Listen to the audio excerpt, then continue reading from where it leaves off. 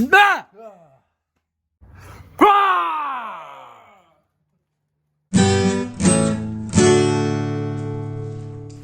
So today's video, I'm just folding a 20 by 30 tent top.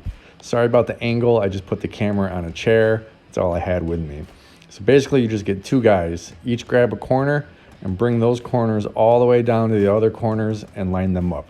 The corners will line up, but when you get to the other sections of the tent, because of the geometry of the tent, because of the center pole, this will not line up with the corners.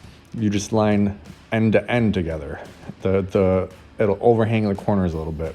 So we just do this 4 times until it's a thin strip, and then we take one end of the thin strip and fold it down the other way.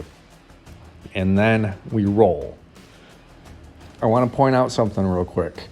As I'm folding this over, my coworker is not just standing waiting. I fold over and he walks down to roll. That's how we do this.